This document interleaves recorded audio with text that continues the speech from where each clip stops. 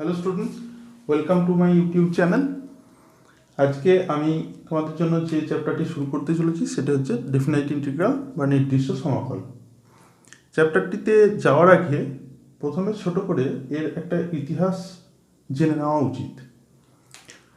Main ব্যাপার হচ্ছে খ্রিস্টপূর্ব 300 শতকে এই নির্দিষ্ট সমাকল চ্যাপ্টারটির সূচনা হয়ে গেছে। তখনই কিন্তু গণিতজ্ঞরা তৎকালীন সময়ে গণিতজ্ঞরা, বিশেষত গ্রিক গণিতজ্ঞ যারা ছিলেন, তারা কিন্তু এই নির্দিষ্ট সমাকলের একটা চিরাচরিত একটা কনসেপ্ট কিন্তু তৈরি করতে শুরু করেছিলেন। এবার তখন যে কনসেপ্টটা ছিল, আমরা আর যে নিচের ক্লাসে সেখানে আমরা কিন্তু পড়েছি যে একটা ত্রিভুজের ক্ষেত্রফল কীরকম হতে পারে, একটা বর্গক্ষেত্রের ক্ষেত্রফল কীরকম হতে পারে, অথবা একটা আয়তক্ষেত্রের ক্ষেত্রফল কীরকম হতে পারে। অর্থাৎ আমাদের যে সমস্ত চিরাচরিত যে সমতলিক যে ক্ষেত্রগুলো ছিল, অর্থাৎ একটা বৃত্ত হতে পারে বা একটা উপবৃত্তও হতে পারে, তা সেই সমস্ত চিরাচরিত যে আমাদের জ্যামিতিক চিত্র যেগুলো ছিল সেগুলোর কিন্তু ক্ষেত্রফল নির্ণয়ের কিন্তু একটা পদ্ধতি আমরা কিন্তু বহু আগে থেকেই নির্ণয় করে রেখে দিয়েছিলাম। এবার তারপরে যখন 1820 খ্রিস্টাব্দে আফটার ক্রাইস্ট, অর্থাৎ 1820 খ্রিস্টাব্দে যখন লিমিটের কনসেপ্ট অর্থাৎ সীমার কনসেপ্ট যখন তৈরি হলো, তখন কিন্তু ফেমাস ম্যাথামেটিশিয়ান লিবনিজ এবং রিমান এবং ডারবক্স, তারা কিন্তু এই নির্দিষ্ট সমাকলের একটা, অর্থাৎ যে কার্ভগুলো আননোন কার্ভ কিন্তু ওয়েল বিহেভড, অর্থাৎ যে কার্ভগুলো সম্বন্ধে ওয়েল বিহেভড কার্ভ বলতে বোঝায় যে সমস্ত কার্ভগুলো ফাইনাইটলি মেনি পয়েন্টসে ডিসকন্টিনিউয়াস, অর্থাৎ তার যদি পয়েন্ট অফ ডিসকন্টিনিউটি থাকে বা অবিচ্ছিন্নতা যদি থাকে, তাহলে সেগুলো কিন্তু একটা নির্দিষ্ট সংখ্যক, অর্থাৎ ফাইনাইটলি মেনি পয়েন্টসে ডিসকন্টিনিউয়াস হবে, সেই কার্ভগুলো বলা হয় ওয়েল বিহেভড কার্ভ। এবার সেই সমস্ত কার্ভগুলোর ক্ষেত্রে যখন লিমিটের কনসেপ্টটা গ্রো করলো, তখন তারা কিন্তু এটাকে একটা ইন্টিগ্রেশনে, একটা রেঞ্জের মধ্যে ইন্টিগ্রেশনের হিসাবে, সমাকল হিসাবে সেই কার্ভগুলোকে ফোকাস করে সেই কার্ভগুলোর ক্ষেত্রফল নির্ণয়ের একটা পদ্ধতি তারা উপস্থাপন করলেন। এবার আমি মূলত রিমান এবং ডারবক্স যে কনসেপ্টটা গ্রো করেছিলেন, এর আগে ফেমাস ম্যাথামেটিশিয়ান লিবনিজ কিন্তু যে নির্দিষ্ট সমাকল পদ্ধতিতে যে কোনো একটা নোন বা ওয়েল বিহেভড কার্ভের ইন্টিগ্রেশন করা যায় সে সম্বন্ধে কিন্তু তিনি কিছু আইডিয়া দিয়ে গিয়েছিলেন।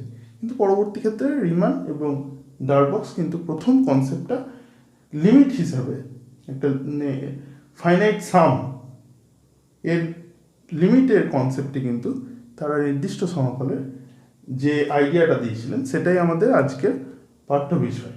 আমি কিন্তু সেই জিনিসটাই এখানে কিন্তু ডেরিভেশন করে দেখাতে চলেছি। ভিডিওটিতে যাওয়ার আগে প্রথমে বলে রাখি, ভিডিওটি কিন্তু একটু দীর্ঘায়িত হতে পারে, শেষ পর্যন্ত দেখার অনুরোধ রইল, এবং যদি কিছু সমস্যা থেকে থাকে অবশ্যই কিন্তু কমেন্টে সেটা জিজ্ঞাসা করা যেতেই পারে। আর এখনও পর্যন্ত যারা চ্যানেলটা সাবস্ক্রাইব করেনি তারা কিন্তু চ্যানেলটা সাবস্ক্রাইব করবে এইরকম ভিডিওগুলো পাওয়ার জন্য।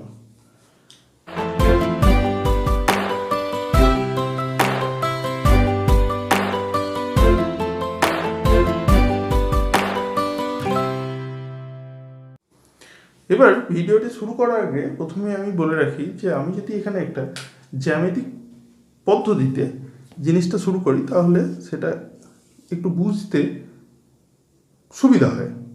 আমি ধরে নিচ্ছি y=fx একটা গিভেন কার্ভটা কীভাবে, আমরা এদিকে নিয়েছি এক্স অ্যাক্সিস, এদিকে নিয়েছি ওয়াই অ্যাক্সিস, এবং কার্ভটা ঠিক এরকমভাবে আছে, যে কোনোভাবেই থাকতে পারে, আমি এটা নিয়েছি আমার সুবিধা মতো।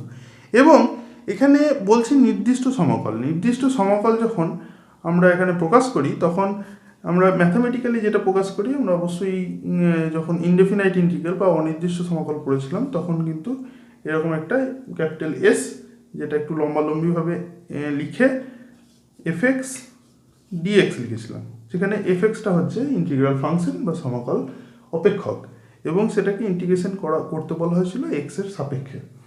এবং এক্ষেত্রে যে নতুন জিনিসটা সংযোজন হবে সেটা হচ্ছে আমাকে রেঞ্জ বলে দেওয়া হবে যে এক্সের কোন রেঞ্জের মধ্যে ইন্টিগ্রেশনটা আমাকে করতে হবে। ধরি এ থেকে বি, অর্থাৎ এক্সের মান যখন এ থেকে বি এর মধ্যে থাকবে তখন ফাংশনের ইন্টিগ্রেশনটা কী হবে, অর্থাৎ সমাকলের মানটা কী হবে।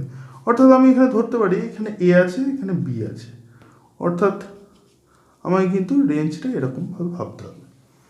এবার এক্ষেত্রে আমি বলে রাখি খুব সুবিধার জন্য যে এক্ষেত্রে ইন্টিগ্রেশন মানেই হচ্ছে সমাকলটা, আমি কিছুক্ষণ আগেই বললাম যে একটা এই কনসেপ্টটাকে নেওয়া হচ্ছে একটা ক্ষেত্রফল, একটা সীমিত অঞ্চলের ক্ষেত্রফল হিসাবে। অর্থাৎ সীমিত অঞ্চলটা কি, যে আমার এখানে এক্স অক্ষ থাকছে এবং কার্ভ, যে কার্ভটা দেওয়া আছে এটা ধরে নেওয়া হচ্ছে Y is equal to F X, এই বক্রটা, এবং সেটা এ এবং বি এই দুই বিন্দু দিয়ে যাচ্ছে এমন কোনো ওয়াই অক্ষের সঙ্গে সমান্তরাল সরলরেখা তার মধ্যবর্তী অংশকে সূচিত করছে। ঠিক আছে, তার মানে এই অংশের ক্ষেত্রফলটাই হচ্ছে আমার এখানে নির্ণেয় সমাকল। এবার এটাতে যাওয়ার আগে আমাদেরকে যেটা করতে হবে, আমাদেরকে একটা ছোট্ট কনসেপ্ট এখানে তৈরি করতে হবে। কনসেপ্টটা হচ্ছে ঠিক এরকম, আমরা এখানে যেটা করতে চাই সেটা হচ্ছে এটা একটা বক্র। এবার বক্রকে আমরা আমাদের যে নোন কিছু কার্ভ আছে, যে কার্ভগুলোর ক্ষেত্রফল কিন্তু আমরা অলরেডি বের করেই রেখেছি, সেই ক্ষেত্রফলগুলোর সাপেক্ষে কিন্তু আমরা এটাকে বের করব। অর্থাৎ আমি যদি একটা আয়তক্ষেত্র নিই তাহলে আমরা চাইবো যে এই কার্ভটা যে বাউন্ডারির মধ্যে আছে, অর্থাৎ এই যে রিজিয়নটা, এই অঞ্চলটা যেটা পেয়েছি সেটাকে আমরা কোনো একটা আয়তক্ষেত্র বা বর্গক্ষেত্র যাই হোক, যেগুলো আমাদের নোন, তাহলে আয়তক্ষেত্র দিয়ে আমি যদি এটাকে সাবস্টিটিউট করতে পারি তাহলে সেক্ষেত্রে আমাদের কীভাবে আমরা এটার ইন্টিগ্রেশনটা সহজে বের করতে পারি। এবার দেখা যায় একে যদি আয়তক্ষেত্র দিয়ে আমাকে সাবস্টিটিউট করতে হয় তাহলে আমরা কী করবো, আয়তক্ষেত্র হয় এই সাইডটাকে এদিক থেকে নেবো, হয় নির্ণয় আয়তক্ষেত্র এটা হবে, অথবা আরেকটা হতে পারে যে আমাদের এই হাইটটা যেটা আছে হয় এটাকে হাইট নিতে পারি, নাহলে এটাকে হাইট নিতে পারি। তাহলে এই হাইটটা যদি নিই তাহলে এটাকে আমাকে এতটা পর্যন্ত বাড়াতে হচ্ছে। তাহলে সেক্ষেত্রে আমরা দুরকম কিন্তু রিজিয়ন পাচ্ছি। অর্থাৎ আমি যদি ডিফারেন্ট দুটো কালি দিয়ে আমি যদি এরিয়াটাকে মার্ক করি তাহলে প্রথম ক্ষেত্রে পাচ্ছি কিন্তু আমরা এই এরিয়াটা। ওকে, আর তাহলে সেক্ষেত্রে আমাদের কি হলো, সেক্ষেত্রে দেখা যাচ্ছে যে আমরা যদি এই এরিয়ার এই ক্ষেত্রের ক্ষেত্রফল বের করি তাহলে কিন্তু কিছুটা জায়গা, কিছুটা পরিমাণ অংশ এটা কিন্তু বাদ থেকে গেল। অর্থাৎ আমাদের অ্যাকচুয়াল যে এরিয়াটা হওয়া দরকার, অ্যাকচুয়াল যে ক্ষেত্রফল হওয়া দরকার সেটা থেকে কিন্তু কিছুটা পরিমাণ বাদ পড়ে গেল। আবার দ্বিতীয় ক্ষেত্রে আমি যদি অন্য কোনো একটা কালি ব্যবহার করি, সেক্ষেত্রে যদি আমরা এই বড় আয়তক্ষেত্রটা নিই তাহলে সেক্ষেত্রে দেখা যাচ্ছে খুব ভালো করেই দেখা যাবে যে সেক্ষেত্রে আমরা কিছুটা পরিমাণ বেশি জায়গা, যেমন এই পরিমাণ জায়গাটা কিন্তু আমরা বেশি ক্যালকুলেট করে ফেলছি। তাহলে কি হচ্ছে, অ্যাকচুয়ালি ম্যাথমেটিক্যালি দুটো ক্ষেত্রেই কিন্তু একটা করে এরর থেকে যাচ্ছে। এবার আমাদের কনসেপ্ট যেটা হবে, আমাদের কনসেপ্টটা হচ্ছে এররটাকে আমরা মিনিমাইজ করব, অর্থাৎ আমাদের অ্যাকিউরেসিটাকে ম্যাক্সিমাইজ করব। এটাই কিন্তু আমাদের এক্ষেত্রে টার্গেট। এবার এই টার্গেটটা ফুলফিল করার জন্য ম্যাথামেটিশিয়ানরা কী করলেন, তারা কিন্তু একটু আইডিয়াকে মডিফাই করলেন। মডিফাই করে কী করলেন, তারা দেখলেন আমরা যদি এই এন পয়েন্টগুলোর ভিতরে আরও কিছু পয়েন্ট যদি সিলেক্ট করি, অর্থাৎ এখানে আছে এ বি আছে, সাপোজ মাঝে একটা পয়েন্ট নিলাম, তখন কি হলো, এখানে তাহলে আরেকটা পয়েন্ট চলে এলো। তাহলে দেখা যাচ্ছে যে আমরা এই গোটা জায়গাটাকে না এলিমিনেট করে আমরা দুটো আলাদা আলাদা রেক্ট্যাঙ্গেলে কিন্তু আমার এলিমিনেট করতে হবে। তাহলে সেক্ষেত্রে কী হবে, যদি আমি এখানে একটা পয়েন্ট নিই তাহলে সেক্ষেত্রে এই জায়গাটা এলো, সেক্ষেত্রে আমরা এটাকে নিতে পারি এবং এক্ষেত্রে এটুকু নিতে পারি। তাহলে দেখা যাচ্ছে খুব ভালো করে খেয়াল করলে দেখা যাবে যে আমাদের এই ক্ষেত্রে এরর কিন্তু আর কমে গেল। এই অংশটা এক্সট্রা এসছে আর এই অংশটা বাদ চলে গেছে। তাহলে এই ক্ষেত্রে যদি আমরা ক্যালকুলেট করি তাহলে সেক্ষেত্রে দেখবো এররটা আরও কমলো। আবার দ্বিতীয় ক্ষেত্রে কি করতে পারি, যে আমি এদের মাঝখানে একটা পয়েন্ট নিলাম আর এর মাঝখানে একটা পয়েন্ট নিলাম, অর্থাৎ প্রতিটা স্টেপে আমরা করছি কি, প্রতিটা স্টেপে নাম্বার অফ পয়েন্টস অ্যাড করছি। এই যে মেথডটা কি হচ্ছে, আমাদের যে লিমিটিং পয়েন্ট, যে সীমাস্থ যে বিন্দুগুলো আছে এ এবং বি, সেইগুলোর মাঝখানে কিন্তু আমরা পয়েন্ট অ্যাড করছি এবং প্রতি ক্ষেত্রে কিন্তু এক্ষেত্রে যদি আমি একটা রেক্ট্যাঙ্গেল ড্র করি, তাহলে সেক্ষেত্রে দেখতে পাবো যে এররটা কিন্তু আরও কমছে, এরর কিন্তু আরও কম হচ্ছে। তাহলে প্রতিটা ক্ষেত্রে আমাদের টার্গেট হবে আমরা পয়েন্ট কিন্তু যতটা সম্ভব পারবো, যতটা সম্ভব মানে অর্থাৎ আমি এখানে প্রথমে 2টো ছিল, তারপর 3টে হলো, তারপর এখানে আরও 2টো অ্যাড হলো, 5টা হলো, এরকমভাবে আস্তে আস্তে যত বেশি পয়েন্ট কিন্তু আমি অ্যাড করতে পারি তত কিন্তু আমার এররের পরিমাণটা কম হবে, অর্থাৎ আমাদের ক্যালকুলেশনটা কিন্তু তত ম্যাক্সিমাইজ হবে। তাহলে আমি যদি ছবিটাকে আর একটু জেনারেলাইজ ওয়েতে আঁকি বা একটু যদি সুন্দর করে আঁকি তাহলে কি দেখা যাচ্ছে,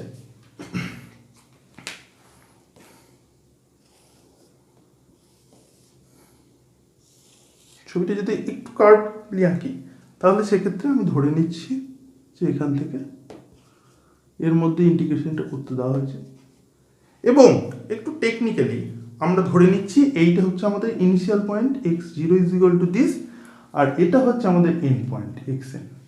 আমি যে পয়েন্ট এই দুটোর ভিতরে আমি একটা করে অ্যাড করছি, এই প্রসেসটা বলা হয় ইন্টারপোলেশন, মেথড অফ ইন্টারপোলেশন। অর্থাৎ ভিতরের এই এন্ড পয়েন্ট ছাড়া, অর্থাৎ আমাদের প্রদত্ত বিন্দু ছাড়াও যদি আমরা একটা করে পয়েন্ট অ্যাড করি তাহলে সেই মেথডটা বলা হয় পয়েন্ট মানে ইন্টারপোলেটিং পয়েন্ট। তাহলে ইন্টারপোলেটিং পয়েন্টস যদি আমি বাড়াতে থাকি, অর্থাৎ এখানে আমি একটা নিলাম x1, এখানে নিলাম x2, এখানে নিলাম x3 অ্যান্ড সো অন, এখানে নিলাম xn-1 and so this is xn equals to p। এবার প্রতিটা ক্ষেত্রে যদি আমরা একটা করে, আমি এটার জন্য একটা স্কেলের হেল্প নিচ্ছি,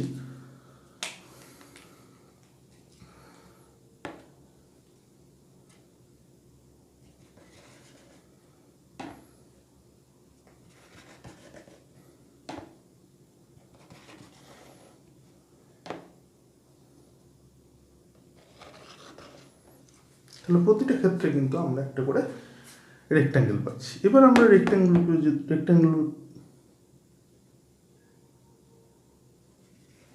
রেক্ট্যাঙ্গেলগুলোকে একটু তৈরি করে নিই নিজের মতো আয়তক্ষেত্রগুলোকে, ঠিক আছে।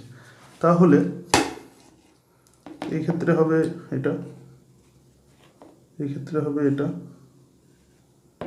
এই ক্ষেত্রে হবে এটা, আবার তেমনই এই ক্ষেত্রে হবে এটা। যেহেতু এটা ডিক্রিজিং কার্ভ, অর্থাৎ একটা নির্দিষ্ট জায়গার পর থেকে কার্ভটা নিচের দিকে নামছে, তাহলে কিন্তু এই দিকটাই এরকম হবে।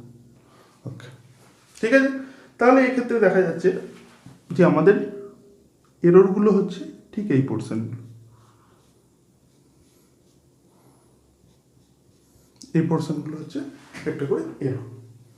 এবার আমাদের যেটা করতে হবে, আমরা যে ইন্টিগ্রেশনটা করতে চাইছি, integration a to b fx dx, অবশ্যই এই কার্ভটা হচ্ছে y is equal to fx, এইদিকে অবশ্যই x অ্যাক্সিস নিয়েছি, এইদিকে অবশ্যই y অ্যাক্সিস ভার্টিক্যালি আপওয়ার্ড। তাহলে সেক্ষেত্রে আমাদের এই ক্ষেত্রফলটা নির্ণয় করতে হবে। এবার খুব টেকনিক্যালি আমরা যদি লিমিটটাকে এখানে ইন্ট্রোডিউস করি তাহলে কি হতে পারে, তাহলে অবশ্যই কিন্তু একটা বেনিফিট হবে। বেনিফিট কি, খুব ভালো করে খেয়াল করে দেখা যাবে। আমাদের এখানে ছিল x ইকুয়ালস টু a আর এখানে ছিল x ইকুয়ালস টু b। এবার যদি আমরা যদি ইনিশিয়ালি এই হাইটটা বা এই হাইটটা নিয়ে যদি আমরা একটা রেক্ট্যাঙ্গেল ড্র করতাম তাহলে কিন্তু এররটা অনেকটা জায়গা থাকতো। যদি এই হাইট নিতাম তাহলে এখানে বড় একটা এরর থাকলো, এখানে এরর থাকতো, আবার এই হাইটটা নিলে এখানে বড় একটা গ্যাপ থেকে যেত। কিন্তু দেখা যাচ্ছে আমরা এক্সট্রা পয়েন্ট এখানে কিন্তু অ্যাড করার ফলে অনেক এররটা কিন্তু কম হচ্ছে প্রতিটা ক্ষেত্রে। এবার সেই জিনিসটা, এই এররটাকে আমাকে কম করতে গেলে কী হবে, এই এন এর মানটা আমি যত বাড়াবো, আমরা লিমিটের কনসেপ্টটা নিয়ে আসি। যদি এখানে যদি limit N tends to infinity করি, লিমিট এন টেন্স টু যদি ইনফিনিটি করি, তাহলে সেক্ষেত্রে যত বেশি বাড়াবো তত কিন্তু এররের পরিমাণটা কমবে।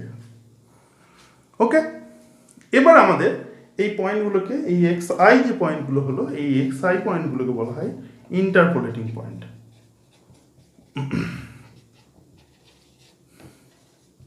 ওকে, এবার আসছি আমাদের মেন উদ্দেশ্যে। মেন উদ্দেশ্য হচ্ছে আমাদেরকে এই কার্ভটাকে এই রিজিয়নের মধ্যে ইন্টিগ্রেশন করতে হবে, অর্থাৎ এই কার্ভ যে আর্কুয়াল যে এরিয়াটা আছে, যা অঞ্চলটা আছে তার ক্ষেত্রফল নির্ণয় করতে হবে।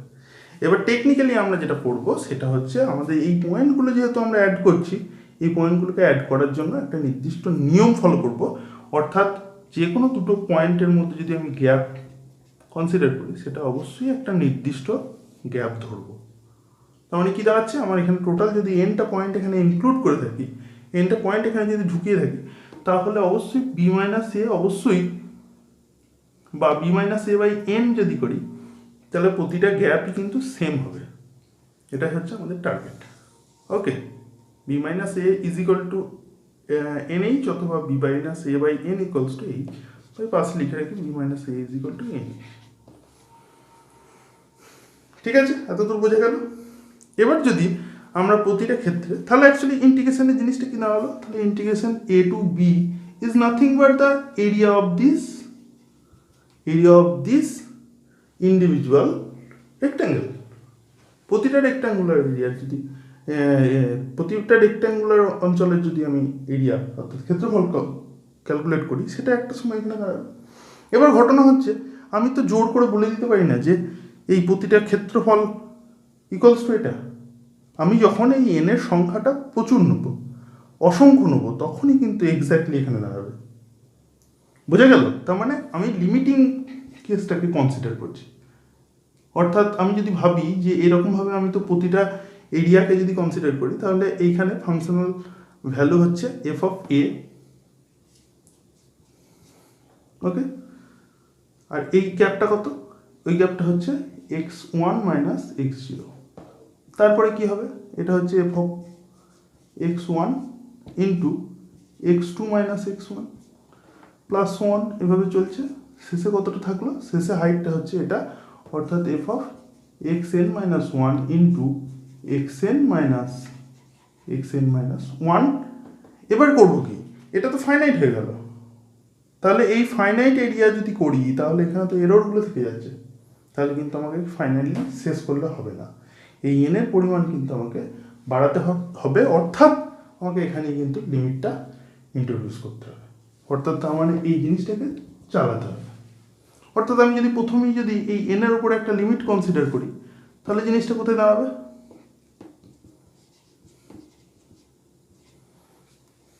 সরি, এনের উপরে যদি একটা লিমিট কনসিডার করি, তাহলেই কিন্তু ইন্টিগ্রেশনটা হবে।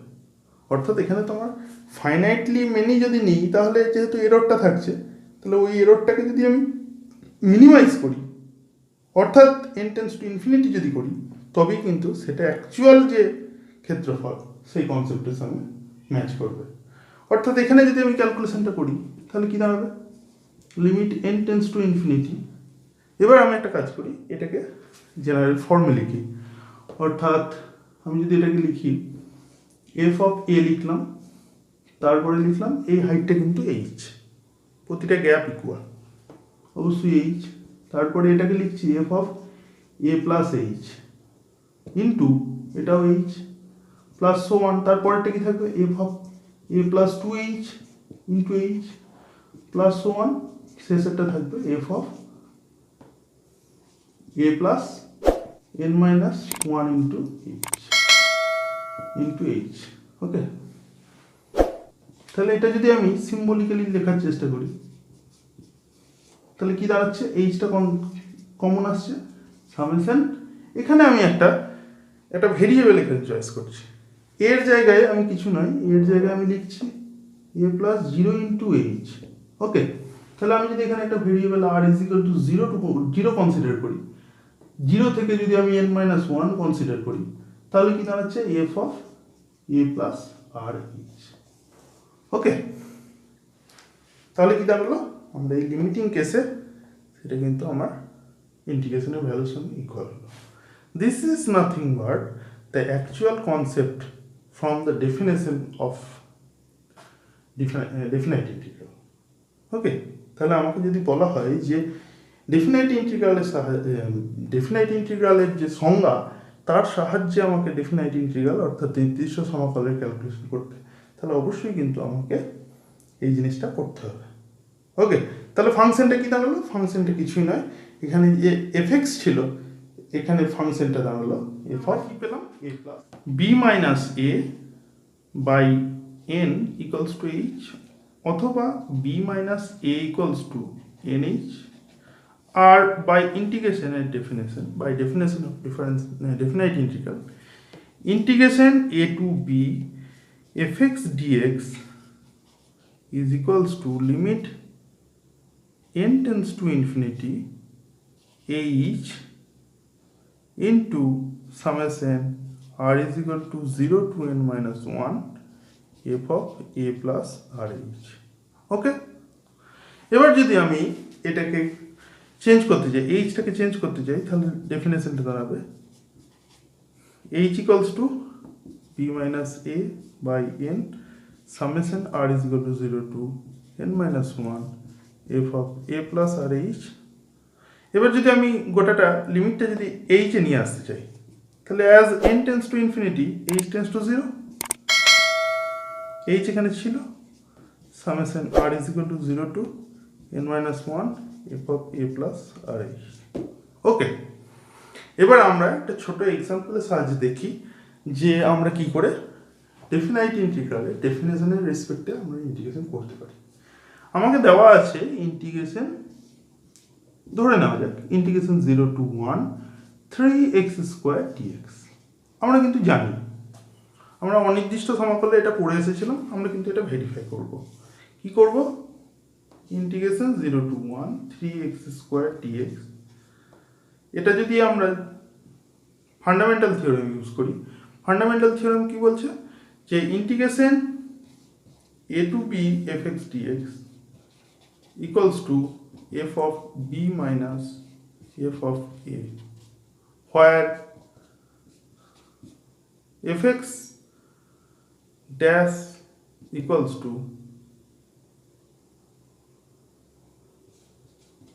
small x. Okay, this is the fundamental theorem. তাহলে ইন্টিগ্রেশন করা হোক, তাহলে 3x square by 3 0 to 1 that is 1। তাহলে এবার আমরা এটাকে ইন্টিগ্রেশনের যে ডেফিনেশন আছে সেখান থেকে আমরা করার চেষ্টা করছি। দেখি আমাদের এখানে fx লিখে নিই প্রথমে, a equals to 0, b equals to 1 আর fx equals to 3x square. Okay, তাহলে by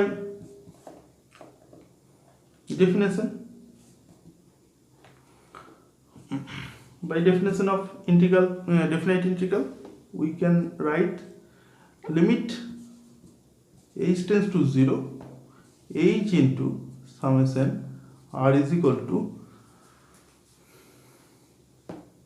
0 to n minus 1 f of a plus rh। ওকে, তাহলে এখানে a এর মান হচ্ছে 0, h এখানে তাহলে কত হবে? h হবে b minus a by n equals to h, অর্থাৎ nh equals to 1 অথবা h equals to 1 by n। ওকে, এবার আমরা তাহলে এই জিনিসটা কি লিখতে পারি? Limit h tends to 0 h summation r equals to 0 to n minus 1 f of rh। এবার f of rh fx equals to যদি 3x স্কোয়ার হয়, তাহলে f of rh is equal to, তাহলে কত হবে? summation r is equal to 0 to n minus 1, তাহলে 3 rh এর whole square. ওকে, x এর জায়গায় rh, এবার আমরা 3টা কমন নিতে পারি, তাহলে 3 বাইরে যদি চলে আসে h tends to 0 h, তাহলে এখানে আমি যদি ভাঙি একটা করে তাহলে কি হবে? r equals to 0, r equals to 0 হলে গোটাটা 0, 1 যদি হয় তাহলে h স্কোয়ার, 2 যদি হয় তাহলে হবে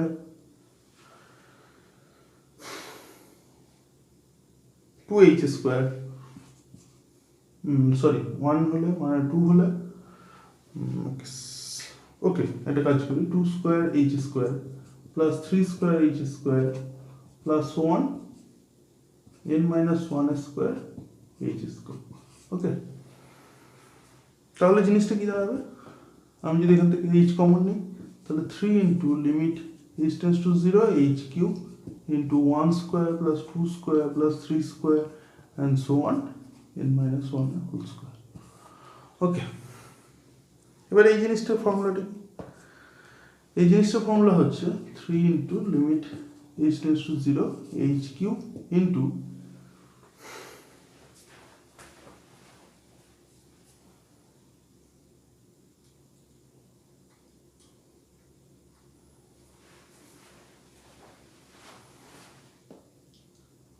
n into sorry